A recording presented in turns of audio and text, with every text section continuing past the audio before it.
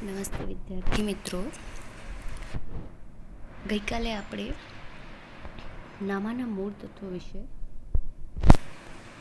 ભાગ 1 ભાગીદારી વિશે પ્રવેશ વિશે જોયું હતું. ગઈકાલે આપણે કયો ટોપિક ભણ્યા હતા તો એનું થોડું રિવિઝન કરી લઈએ. ગઈકાલે આપણે જોયો તો ભાગીદારીનો અર્થ અને વ્યાખ્યા. અર્થમાં હતું કે જ્યારે બે અથવા વધુ વ્યક્તિઓ એકસાથે ધંધો કરવા તથા એ ધંધાનો નફો વહેંચી લેવા સંમત થાય ત્યારે ભાગીદારી અસ્તિત્વમાં આવે છે. ત્યારબાદ હતા ભાગીદારીના લક્ષણો.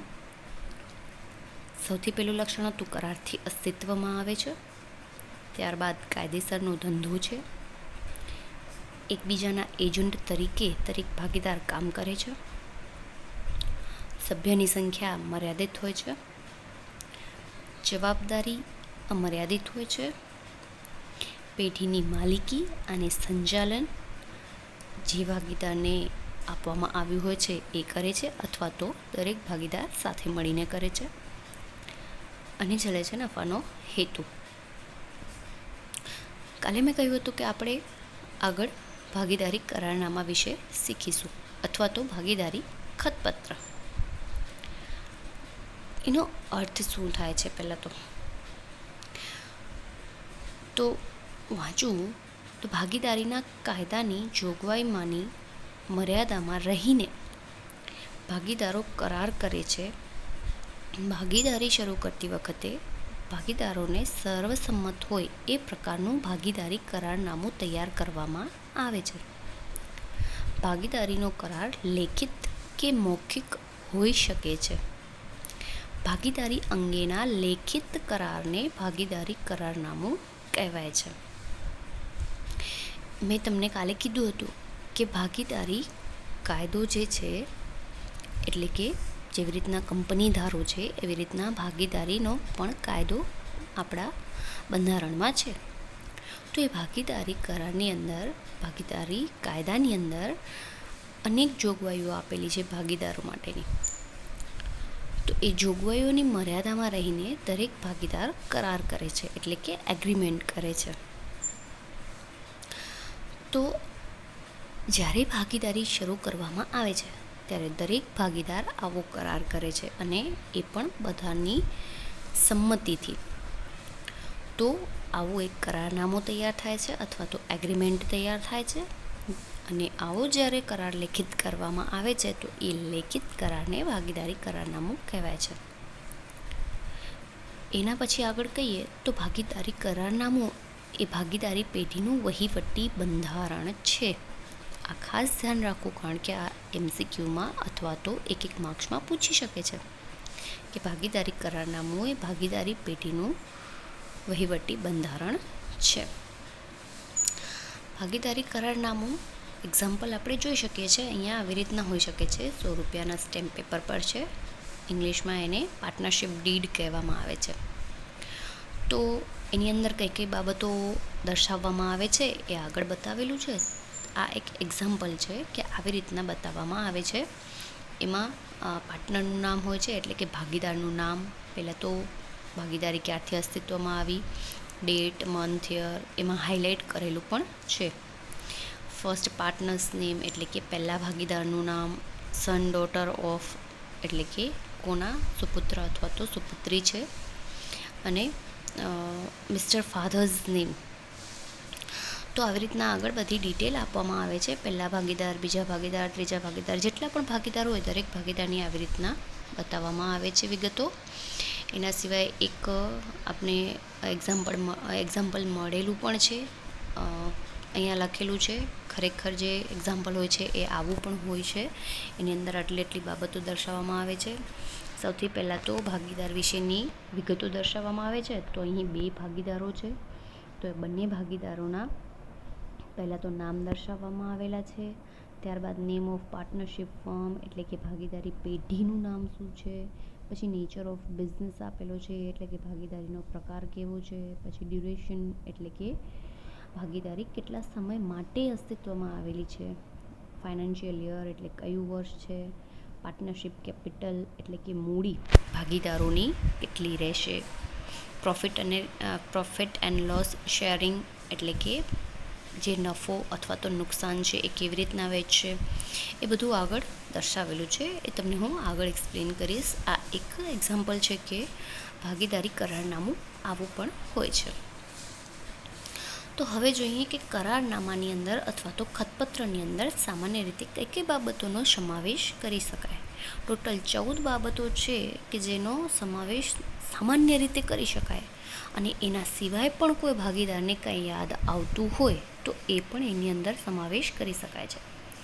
સૌ પ્રથમ છે ભાગીદારોની વિગત, એટલે કે જેટલા પણ ભાગીદારો છે તો ભાગીદારોના નામ, એના સરનામા, એના ફોન નંબર, એના ઈમેલ આઈડી, આવી દરેક બાબતો એ ભાગીદારોની વિગતની અંદર દર્શાવવાની રહે છે કરારનામામાં.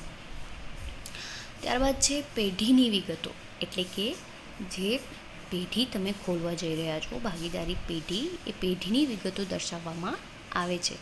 પેઢીનું નામ શું છે, પેઢીનું સરનામું શું છે, એને કઈ રિજનલ ઓફિસ લાગુ પડશે, કયા એરિયામાં આવેલું છે, એના ફોન નંબર શું છે, એની ઈમેલ આઈડી શું છે, આ દરેક બાબતો પેઢી વિશેની પેઢીની વિગતો અંદર દર્શાવવાની રહેશે. ત્યારબાદ છે ધંધાનો પ્રકાર, એટલે કે ભાગીદારી પેઢી કયા પ્રકારનો ધંધો કરવા જઈ રહી છે અથવા તો શેનો બિઝનેસ કરવા જઈ રહી છે, એ બાબતની દરેક બાબત અહીં દર્શાવવાની રહેશે. ત્યારબાદ છે ભાગીદારીનો આરંભ, એટલે કે કઈ તારીખથી ભાગીદારી અસ્તિત્વમાં આવશે અથવા તો કઈ તારીખથી ભાગીદારી પેઢી શરૂ થશે અને કઈ તારીખ સુધી આ અસ્તિત્વમાં આવશે. અગર ભાગીદારી કોઈ સ્પેશિયલ અથવા તો પર્ટિક્યુલર કામ કરવા માટે જ જ્યારે અસ્તિત્વમાં આવે ત્યારે એનો સમયગાળો નિશ્ચિત હોય છે. તો જો સમયગાળો ચાલુ થવાનો અને પૂરી થવાનો નિશ્ચિત હોય તો બંને અહીં દર્શાવવા પડે છે, પરંતુ જો ભાગીદારી પૂરી થવાનો સમયગાળો નિશ્ચિત ન હોય તો માત્ર શરૂ થવાનો સમયગાળો અહીં દર્શાવી શકાય છે. ત્યારબાદ છે 5મા નંબરનું મૂડી. મૂડી એટલે કે કયા ભાગીદારે કેટલી મૂડી લઈને આવવાની રહેશે એ અહીં દર્શાવવામાં આવે છે. અને બીજું કે મૂડીની અંદર એક બાબત છે કે દરેક ભાગીદાર મૂડી લઈ આવે એ ફરજિયાત નથી. આમ તો એવું લાગે કે એવું કેવું હોય, શું કરવા, એમ દરેક ભાગીદાર છે તો બધાને મૂડી તો લઈ આવવી પડે. પરંતુ તમને યાદ હોય તો મેં તમને એક એક્ઝામ્પલ આપેલું હતું કે 3 ભાગીદાર છે, એક પાસે જમીન છે, એક પાસે પૈસા છે અને ત્રીજી વ્યક્તિ છે જેના પાસે કાંઈ પણ નથી પરંતુ બિઝનેસ ચલાવવાનો ટેલેન્ટ છે. તો હવે આવી વ્યક્તિ જ્યારે ભાગીદારીમાં જોડાય છે તો મૂડી તરીકે શું લઈ આવી શકે? કંઈ જ નહીં, માત્ર પોતાનું ટેલેન્ટ. તો હંમેશા એવું જરૂરી નથી હોતું કે દરેક ભાગીદાર મૂડી લઈને આવે જ. તો અહીં ફરજિયાત નથી કે દરેક ભાગીદાર મૂડી લઈને આવે, પરંતુ આના માટે ભાગીદારો સર્વસંમતિથી આ બાબત માટે નિર્ણય લે છે કે કયા ભાગીદાર કેટલી મૂડી લાવશે અથવા તો કયો ભાગીદાર મૂડી નહીં લઈ આવે. ત્યારબાદ છે મૂડી પર વ્યાજ. થોડું હાઇલાઇટ કરેલું છે. એનું કારણ એવું છે કે આનામાંથી એક માર્ક્સનો પ્રશ્ન અથવા તો MCQ પૂછાવાની વધારે શક્યતા છે. હવે મૂડી પર વ્યાજ તમને ધ્યાનમાં હોય તો 11મામાં મેં તમને એવું કહ્યું હતું કે ભાગીદારી નહીં પણ વ્યક્તિ પોતે અને વ્યક્તિનો ધંધો અથવા તો એનો બિઝનેસ એ બંને અલગ અલગ વ્યક્તિઓ હોય છે, બંનેને અલગ અલગ વ્યક્તિત્વ હોય છે. તો વ્યક્તિ જ્યારે પોતાની મૂડી ધંધાને આપે છે એનો મતલબ કે ધંધાએ શું કર્યું છે તો વ્યક્તિ પાસેથી મૂડી ઉછીની લીધી છે. તો ધંધાએ એના બદલામાં વ્યક્તિને કાંઈક તો આપવું જ પડશે. એનો મતલબ શું મળે છે વ્યક્તિને? તો મૂડી પર વ્યાજ મળે છે. તો ભાગીદારી પેઢીમાં પણ કંઈક આવું જ હોય છે.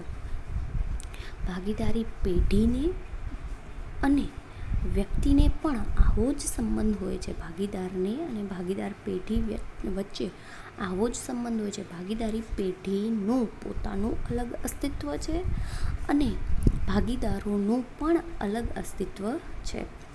તો હવે જ્યારે દરેક ભાગીદાર પોતાનામાંથી અથવા તો પોતાના અંગત મિલકતમાંથી થોડા ઘણા પૈસા, જમીન કે જે પણ કાંઈ હોય મૂડી તરીકે જ્યારે ભાગીદારી પેઢીમાં નાખે છે, એનો મતલબ શું થયું કે ભાગીદારી પેઢી એ સામેવાળા ભાગીદારને કાંઈક તો આપવું જ પડશે.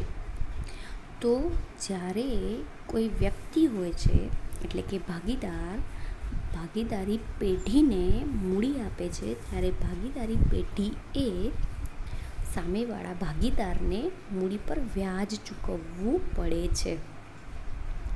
પણ મૂડી પર વ્યાજ ચૂકવવાની એક શરત છે કે જો તમે કરારનામામાં જણાવ્યું હોય કે ભાગીદારી પેઢી ભાગીદારોને મૂડી પર આટલા ટકા, પછી એ દરેક ભાગીદાર નક્કી કરે છે કે કેટલા ટકા, આટલા ટકા વ્યાજ દરેક ભાગીદારને મળશે, તો ને માત્ર તો જ ભાગીદારોને વ્યાજ મળશે.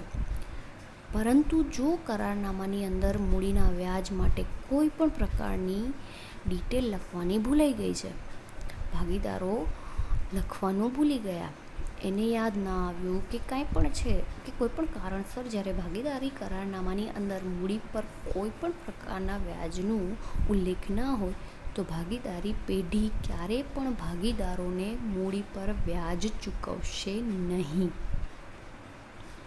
હવે મૂડી પર વ્યાજ માટે એક વસ્તુ ખાસ ધ્યાનમાં રાખવી, MCQમાં પણ પૂછાય છે કે મૂડી પર વ્યાજ ભાગીદારી પેઢી માટે શું કહેવાય?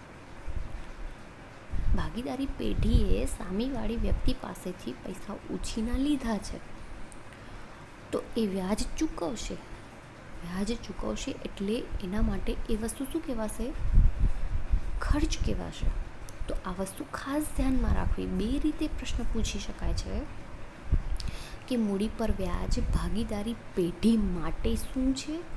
તો ભાગીદારી પેઢી માટે ખર્ચ છે, પરંતુ સામે અગર જોવા જઈએ તો ભાગીદાર માટે એ વસ્તુ શું છે? તો એ આવક છે. તમે અગર કોઈ ભાગીદાર છો અને તમે પેઢીમાં મૂડી રોકી છે, તો પેઢી તમને વ્યાજ આપશે, તો તમારા માટે શું કહેવાશે? એ આવક કહેવાશે. જ્યારે પેઢી માટે શું કહેવાશે? ખર્ચ. તો આ વાત ખાસ ધ્યાનમાં રાખવી. ત્યારબાદ છે ભાગીદારને પગાર, બોનસ, કમિશન કે મહેનતાણા. અમુક ભાગીદાર એવા હોય છે કે પગારના બેઝિસ ઉપર ચાલતા હોય છે, પછી બોનસ તો દરેક ભાગીદારને મળતું હોય છે અગર ઉલ્લેખ હોય તો, પછી અમુક ભાગીદારોને અમુક બાબતો માટે, કામ માટે કમિશન મળતું હોય છે, અથવા તો મહેનતાણું મળતું હોય છે. તો આવા દરેક ભાગીદારને પગાર આપવો, બોનસ આપવો, કમિશન કે મહેનતાણું આપવું કે નહીં, અથવા તો કેટલું આપવું, એનો ઉલ્લેખ પણ ભાગીદારી કરારનામામાં હોય છે. અને અગર નથી હોતો તો ભાગીદારને આ બધું ભાગીદારો જ્યારે નક્કી કરે છે એ પ્રમાણે મળવાપાત્ર હોય છે. ત્યારબાદ છે ઉપાડ. ઉપાડ એટલે મેં તમને જણાવ્યું હતું કે જ્યારે આપણે માત્ર પહેલાં એકાકી વ્યક્તિ એટલે કે 11મામાં જેવી રીતના ભણ્યા હતા એના પ્રમાણે આપણે ભાગીદારી માટે સમજશું કે જ્યારે વ્યક્તિ કોઈ ધંધો કરે છે, પોતાની દુકાન છે, મોબાઈલની દુકાન છે પોતાની, તો મોબાઈલની દુકાન એની છે એ વાત સાચી છે, પરંતુ જ્યારે ઘરની કોઈ વ્યક્તિ માટે એ મોબાઈલ યુઝ કરવા લઈ જાય છે, તો હવે ગલ્લામાં પૈસા તો નથી જ મૂકવાનો, કારણ કે ઘરની દુકાન છે તો પૈસા નથી રાખવાનું. તો એ વસ્તુ શું કહેવાશે? ઉપાડ કહેવાશે. એટલે કે તમે ધંધા પાસેથી વસ્તુ શું કરી લીધી?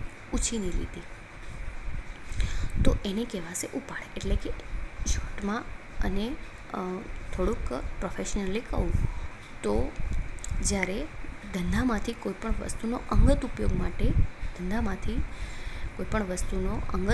માટે જ્યારે વપરાશ કરવામાં આવે તો ત્યારે એને ઉપાડ કહેવાશે. તો ભાગીદારી પેઢી માટે પણ દરેક ભાગીદારને આ જ લાગુ પડે છે કે ભાગીદારો ઘણા બધા હોય છે, 4 હોય, 5 હોય, અથવા તો વધારે પણ હોય.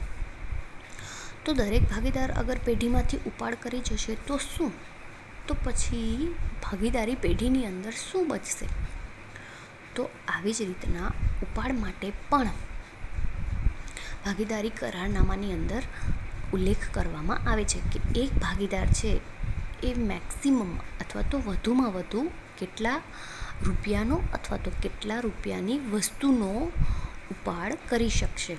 તો આ બાબત પણ ભાગીદારી કરારનામાની અંદર જણાવવામાં આવે છે. એ પણ ભાગીદારોની સર્વાનુમતિથી નિશ્ચિત થતું હોય છે. એના પછી સેકન્ડ નંબર પર છે ઉપાડ પર વ્યાજ. ફરીથી આ હાઇલાઇટ કરેલું છે. તો મૂડી પર વ્યાજની જેમ જ ઉપાડ પર વ્યાજ પણ ખૂબ જ મહત્ત્વનું છે. એમાંથી પણ ક્યારેક MCQ અથવા તો એક માર્ક્સનો પ્રશ્ન પૂછી જવાતો હોય છે. એમાં ઉપાડ પર વ્યાજ. મૂડી પર વ્યાજ ભાગીદારી પેઢી માટે ખર્ચ કહેવાય. તો હવે ઉપાડ પર વ્યાજ ભાગીદારી પેઢી માટે શું હશે? તો આવક હશે. હવે પ્રશ્ન થાય કેવી રીતના? તો જ્યારે તમે ભાગીદારી પેઢીમાંથી પૈસા લઈ જાઓ છો તો એને ઉપાડ કહેવાય છે. એનો મતલબ ઉપાડ કર્યો એટલે શું? તો તમે કોના પાસેથી પૈસા ઉછીના લઈ ગયા? ભાગીદારી પેઢી પાસેથી. હવે તમે પેઢી પાસેથી પૈસા ઉછીના લઈ ગયા છો તો પેઢી તમારા પાસેથી વ્યાજ તો વસૂલ કરવાની જ છે. તો તમને ભાગીદાર તરીકે ભાગીદારી પેઢીને શું ચૂકવવું પડશે? વ્યાજ ચૂકવવું પડશે. અને જે વ્યાજ ચૂકવો છો એને શેના પર વ્યાજ ચૂકવ્યું કહેવાશે? ઉપાડ પર વ્યાજ ચૂકવ્યું કહેવાશે. તો ઉપાડ પર વ્યાજ, આના માટે 2 ક્વેશ્ચન ફરીથી પૂછી શકાય છે. કયા કયા? તો પ્રથમ પ્રશ્ન છે કે ઉપાડ પર વ્યાજ પેઢી માટે શું છે? તો પેઢી માટે શું હોઈ શકે? તો પેઢી માટે આવક થાય છે. અને ઉપાડ પર વ્યાજ ભાગીદાર માટે શું છે? તો ભાગીદાર એટલે કે તમે છો અને તમે વ્યાજ ચૂકવો છો તો તમારા માટે આવક કહેવાય કે ખર્ચ? તો ઓબ્વિયસલી ખર્ચ કહેવાય. એટલે ઉપાડ પર વ્યાજ ખર્ચ છે. કોના માટે? ભાગીદાર માટે. અને આવક છે ભાગીદારી પેઢી માટે. ત્યારબાદ છે નફા નુકસાનની વહેંચણી.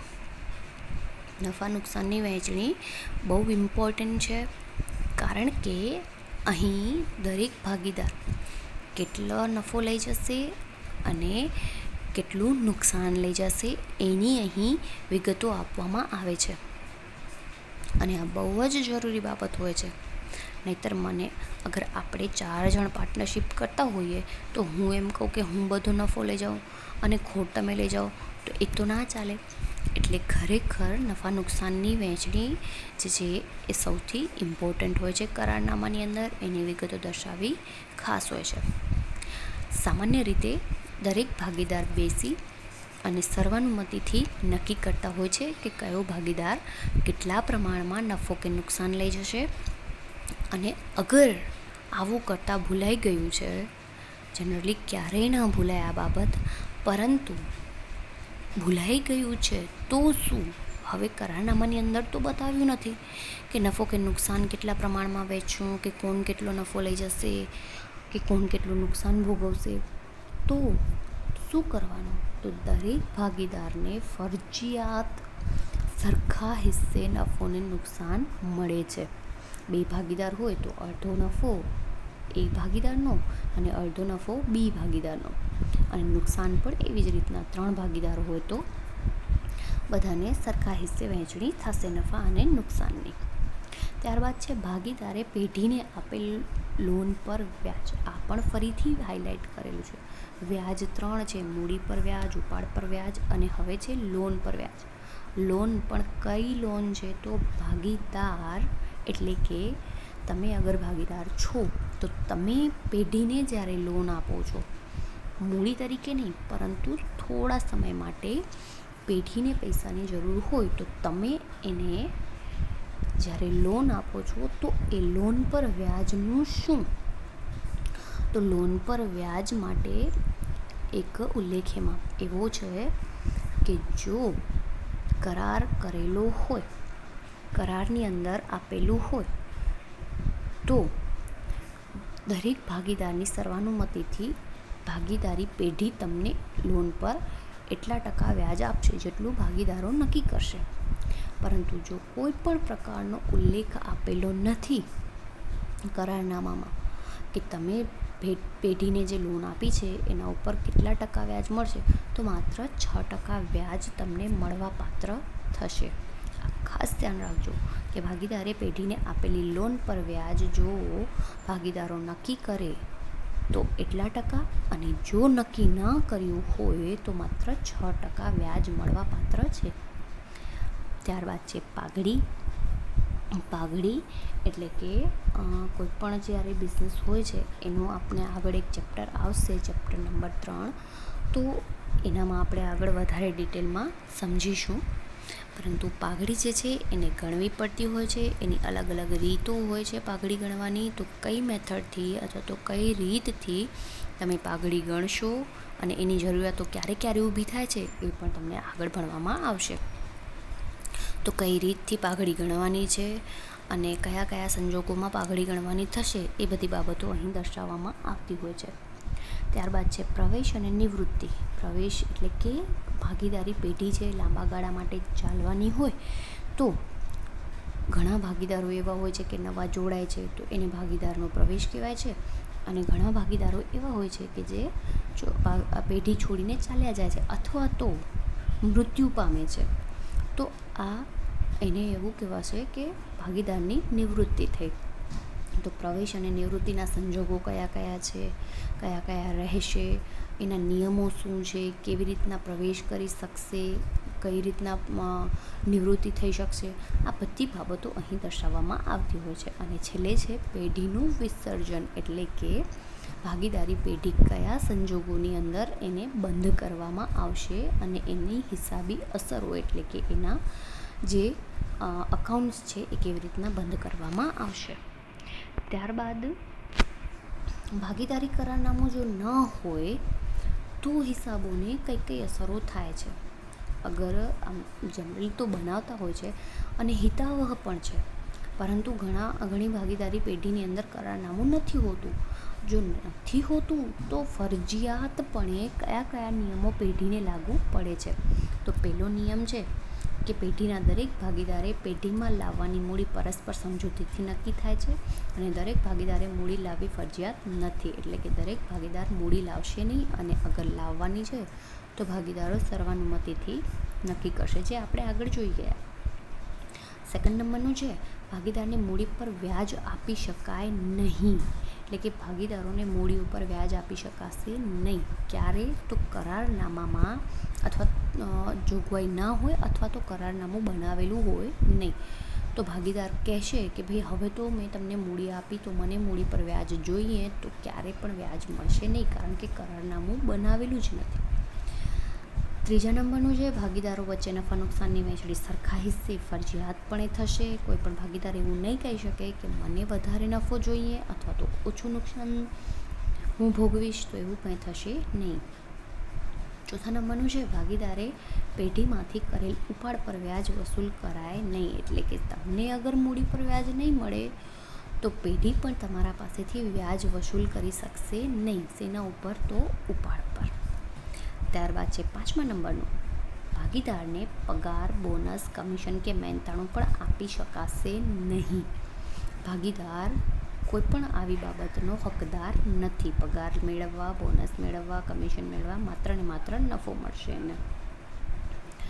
છઠ્ઠા નંબરનું છે ભાગીદારે પેઢીને આપેલી લોન પર વાર્ષિક 6% લેખે વ્યાજ આપવું પડશે. તમે જ્યારે ભાગીદાર તરીકે પેઢીને લોન આપી છે તો તમે ઈચ્છશો કે મને 15% વ્યાજ જોઈએ, તો એ બાબત શક્ય નથી. એના માટે તમારે શું કરવું પડશે? તો ભાગીદારી કરારનામામાં પહેલાંથી કહેવું પડશે. પરંતુ ભાગીદારી કરારનામું ન હોય તો શું? તો માત્ર ને માત્ર તમને 6% વ્યાજ મળશે જ. સાતમા નંબરનું અને છેલ્લું છે કે જો કોઈ ભાગીદારે પેઢી માટે વાજબી ખર્ચ કરેલો હોય તો તે એને મજરે મેળવવાનો અધિકાર છે. એટલે કે અગર તમે પેઢી માટે કોઈ પર્સનલી નહીં પરંતુ પેઢી માટે કોઈ ખર્ચ કર્યો છે તો એ તમને પાછો મેળવવાનો અધિકાર છે. તો આટલું જ્યારે નેક્સ્ટ હવે આગળ આપણે જોશું. આગળ આપણે શું જોવાના છે? તો ભાગીદારોના મૂડી ખાતા. એ વાત તો શીખીશું જ આપણે ચોક્કસ. પરંતુ આપણે આગળની જે બાબતો છે એ ના ભૂલીએ અને એનું પણ રિવિઝન કરીએ.